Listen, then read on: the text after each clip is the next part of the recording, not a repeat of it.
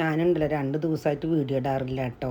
എൻ്റെ ഫോണേ പെരിന്തൽമണ്ണ മറന്നേച്ച് പോയി.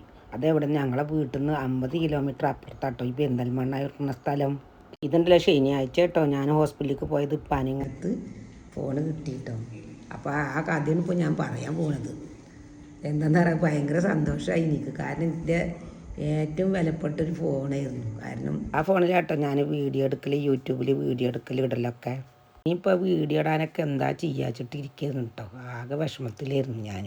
അൽഹംദുലില്ലാ എന്തായാലും കിട്ടി കേട്ടോ. മോന് പ്രാവശ്യം വന്നപ്പോൾ തന്ന ഫോണാട്ടോ അത്. അതൊക്കെ ശരിയാക്കി തന്നിട്ട് പോയത് എന്താണെന്നറിയോ, ഞങ്ങളിപ്പാനേയും കൂടെ ഹോസ്പിറ്റലിൽ പോയി പറഞ്ഞ പെരിന്തൽമണ്ണ. അപ്പോൾ രാവിലെ ഞാനത് കൈ പിടിച്ചിരുന്നു കാറുന്നു. ഞാനുണ്ടല്ലോ വീഡിയോ ഒക്കെ എടുക്കും. പക്ഷേ എനിക്ക് ഈ മൊബൈൽ ഇങ്ങനെ ചിലരുണ്ടല്ലോ ഹോസ്പിറ്റലിൽ പോയ എല്ലാവരും ഇങ്ങനെ മൊബൈൽ നോക്കിക്കൊണ്ടിരിക്കുക. എനിക്കത് ഇഷ്ടമല്ല. ഇങ്ങനെ തിരക്കിലൊന്നും ഞാൻ നോക്കൂല കേട്ടോ. ഒഴിഞ്ഞ് ഇരിക്കുന്ന സമയത്താണ് എനിക്ക് അതൊക്കെ കാണാനും ഒക്കെ തോന്നും. 3 മണിയായി ഡോക്ടറെ കണ്ട് ഇങ്ങനെ വന്നപ്പോൾ. അപ്പോൾ നല്ല വിശപ്പുണ്ടായിരുന്നു കേട്ടോ. അപ്പോൾ ഞാൻ നേന്ത്രപ്പഴം കൊടുത്തു. ഞാനൊരു നേന്ത്രപ്പഴം കഴിച്ച് കുറച്ച് വെള്ളം കുടിച്ചു. ഇപ്പാക്കൊരു ബിസ്ക്കറ്റും കുറച്ച് വെള്ളവും കൊടുത്തു. അങ്ങനെ ഞങ്ങളതൊക്കെ കഴിച്ചിട്ട് പിന്നെ ഭക്ഷണം കഴിക്കണ്ട, ഉച്ചക്കാലത്തെ ഭക്ഷണം കഴിച്ചില്ല. അപ്പോൾ ഞങ്ങളെന്ത് കെട്ടി അവിടുന്ന് പെരിന്തൽമണ്ണ പോകുന്നു മരുന്നൊക്കെ മേടിച്ചിട്ട് അങ്ങനെ പോകുന്നു. സിഗ്നലിൻ്റെ അവിടുന്ന് കുറച്ച് ദൂരം പോയിരിക്കുന്നു. അപ്പോൾ ഉണ്ട് അൽദുഹ പറഞ്ഞിട്ടൊരു റെസ്റ്റോറൻറ്റ് കണ്ടു. അപ്പോൾ അവിടെ നല്ല തിരക്കുണ്ട്. അപ്പോൾ ഞങ്ങൾ അവിടെ പോയിട്ട് ഇന്ന് കഴിക്കാതെ പറഞ്ഞിട്ട് കയറി ഞാനും എൻ്റെ ബാഗും മൊബൈലിൻ്റെ കയ്യിലും ഉണ്ട്. അപ്പോൾ അത് ബാഗ് നിർത്തിക്കണ്, കൈ പിടിച്ചിരിക്കണം. അങ്ങനെ ഞാൻ ഫോട്ടോ ഒന്നും എടുത്തില്ല, റെസ്റ്റോറൻറ്റ് ഫോട്ടോ ഒന്നും എടുത്തിട്ടില്ല കേട്ടോ. അങ്ങനെ ഞാൻ കയറി ഭക്ഷണമൊക്കെ വന്ന് ഞങ്ങൾ ചിക്കൻ ബിരിയാണി മേടിച്ചത്. അപ്പോൾ ഞാൻ ഫോട്ടോ എടുക്കുക അങ്ങനെ അപ്പോൾ ചേച്ചി അങ്ങൊക്കെ എല്ലാം കൊടുത്ത് വാരും ഫോട്ടോ എടുക്കാനേ പണി. അപ്പോൾ ഞാനത് എന്ത് കാട്ടി ടേബിളിൻ്റെ സൈഡിൽ വെച്ചു. പിന്നെ ഞാനത് പറഞ്ഞു എൻ്റെ ഫോണാണെങ്കിൽ ബ്ലാക്കാണ്, അവിടുത്തെ ടേബിളാണെങ്കിൽ ഒരു ബ്ലാക്കാണ്. പക്ഷെ അതിൻ്റെ നേരെ ക്യാമറ ഞാൻ കാണുന്നുണ്ട്. ആ മൂലമൊക്കെ ഞാൻ ക്യാമറ കണ്ടു, ഇപ്പൊന്നും കണ്ടിട്ടില്ല. അങ്ങനെ ഞങ്ങൾ കൈ കഴുകി വന്ന് ചോറൊക്കെ കഴിച്ചിട്ട് കഴുകൽ കഴിഞ്ഞപ്പോൾ ഇപ്പം അവനും കൂടി കൈ കഴുകാൻ പോയി. ഞാൻ വേഗം കൈ കഴുകിയിട്ട് ഞാനെന്ത് കട്ടി അവനോട് സെറ്റ് ഉണ്ട് അതിൽ വന്നിരുന്നു.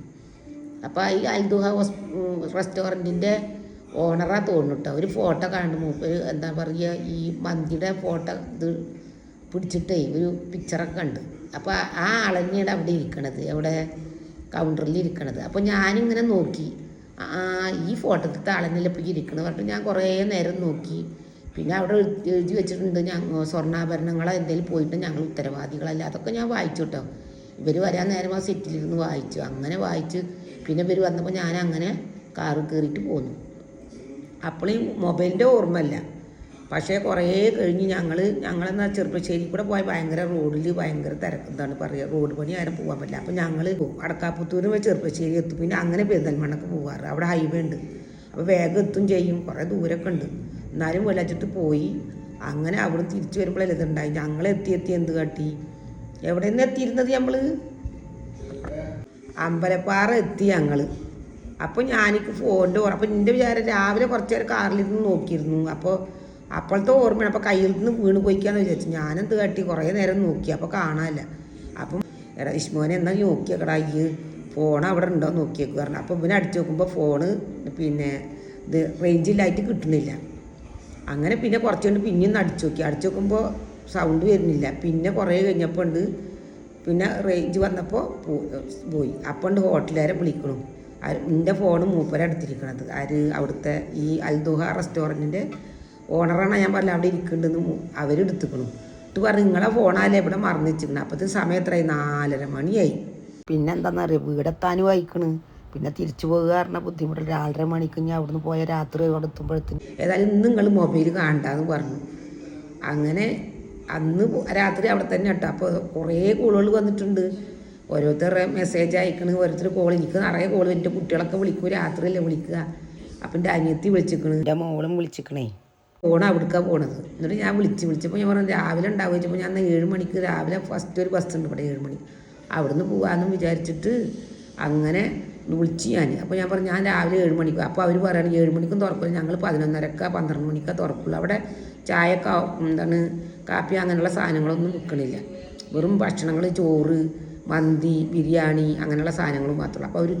അപ്പോൾ അവർ പറഞ്ഞു എന്ത് കാട്ടി, അവർ പറഞ്ഞു എൻ്റെ അടുത്ത് പറഞ്ഞു നിങ്ങൾ വരികയാണെങ്കിൽ രാവിലെ വന്നാൽ ഞങ്ങളെ ബംഗാളികൾ കിച്ചണിൽ പണിയെടുക്കുന്നുണ്ടെന്ന് അവർ പണി തരും. ഞാൻ പറഞ്ഞു അല്ലാ ബംഗാളത്തേക്ക് ഞാനില്ല, ഞാൻ വരില്ല, ഏതായാലും നിങ്ങൾ വരുമ്പോൾ ഞാൻ വരാമെന്നും പറഞ്ഞു. അപ്പോൾ 10-11 മണിക്ക് പോകാമെന്ന് വിചാരിച്ചിട്ട് ഇങ്ങനെ ഇരിക്കുന്ന സമയത്ത് ഞാൻ എൻ്റെ അനിയത്തിനോട് പറഞ്ഞു അപ്പോൾ അനിയത്തിയുടെ മകൻ വരുന്നുണ്ട് പറഞ്ഞിട്ട് അവന് അപ്പോൾ അവന് കോഴിക്കോട് തന്നെ പോകണം. അങ്ങനെ പിന്നെ അനിയത്തിയുടെ ഹസ്ബൻഡ് ഉണ്ടല്ലോ, അവന് എന്ത് കാട്ടി ഉച്ചക്ക് ചോറിനും കേട്ട് പോയിക്കാണ്. എന്നിട്ട് അപ്പോൾ ഞാൻ വഴിയൊക്കെ ചോദിച്ചു, നിൽക്കാറില്ലേ ഏതാ റെസ്റ്റോറൻറ്റ് എവിടെ നിന്നൊന്നും അറിയില്ല. അപ്പോൾ അവർ പറഞ്ഞു പെരിന്തൽമണ്ണ പോസ്റ്റ് ഓഫീസ് അവിടെ ഇറങ്ങിയാൽ മതി, എന്നിട്ട് നേരെ പോവാൻ തിരിച്ചിങ്ങോട്ട് തിരിച്ചെന്നെ വരണം എന്നൊക്കെ പറഞ്ഞു. നിൽക്കാറില്ല കേട്ടോ, ഞാൻ പോവാന്ന് വിചാരിച്ചിരിക്കുന്നത്, മോനിക്ക് നേരമല്ല. അപ്പോഴും ഞാൻ അവരെ നമ്പർ മേടിച്ചിട്ടില്ല കേട്ടോ, എൻ്റെ മൊബൈലിലേക്കാണ് ഇപ്പോൾ ഈ വിളിക്കണതൊക്കെ. അങ്ങനെ മൊബൈൽ കിട്ടിയിട്ട് വിലപ്പെട്ട മൊബൈൽ അവരോട് അൽഹംദുലില്ലാ പറയണം. എന്തായാലും അവർക്ക് തരാൻ തോന്നിയാലോ.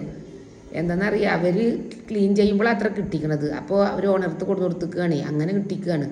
വേറെ വല്ലവരാണെങ്കിൽ കൈ പിടിച്ച പോലെ എത്ര വില മതി. മറന്നു വെച്ച ഫോൺ ഉണ്ടല്ലോ, അത് ഐഫോൺ പ്രോ മാക്സ് നല്ല വിലയുള്ള ഫോണാണ്. ആദ്യത്തെ ഫോൺ അതാണ്, ഇത് ഐഫോൺ തന്നെയാണ്. ഇതാണ് ഇതിപ്പോൾ അവന് മോന് വേറെ തന്നതാണ്, ഇതുകൊണ്ട് എൻ്റെ അടുത്ത്. പക്ഷേ ഇതിലിപ്പോൾ ഒന്നും ചെയ്യുമ്പോൾ ഫോട്ടോ എടുക്കാൻ മാത്രമേ പറ്റുള്ളൂ. പിന്നെ അതിനേക്കാളും വില കൂടി ആ ഫോൺ. അങ്ങനെ കൊടുക്കുന്നത് എൻ്റെ കുട്ടി.